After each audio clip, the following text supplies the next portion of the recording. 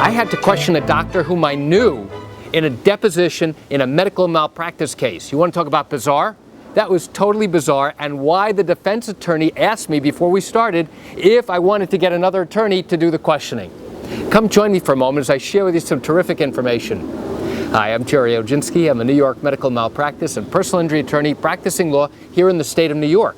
Another attorney had asked me, based upon my experience handling these medical malpractice cases, if I would please go ahead and question the doctor that his client had sued in this medical malpractice case. And I said, of course. And as I'm preparing for the deposition, for this question and answer session, I begin to realize that I know the doctor who is being sued. And I'm thinking, wait a second, can I go ahead and question this doctor? Is there a problem? Do I have a conflict here?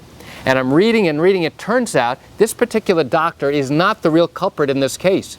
She just so happened to be participating in the client's care and treatment. And now we needed to get information about what happened and why she rendered certain treatment.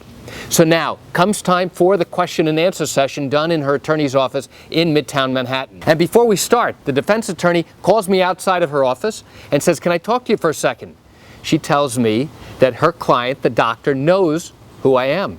She knows me. She's met me socially at a number of events. And am I going to feel comfortable questioning her during the course of this deposition?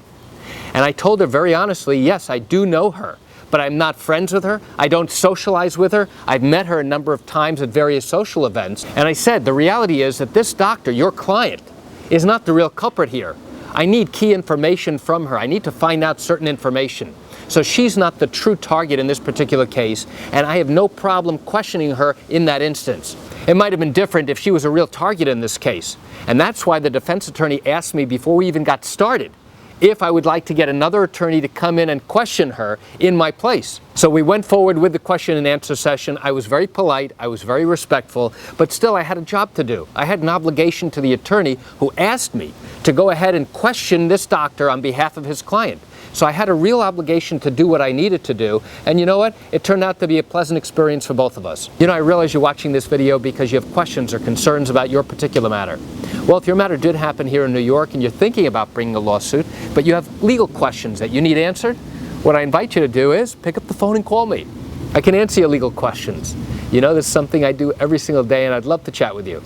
You can reach me at 516-487-8207 or by email at Gerry, Gerry, at oginski-law.com. That's it for today's video. I'm Gerry Oginski. Have a wonderful day.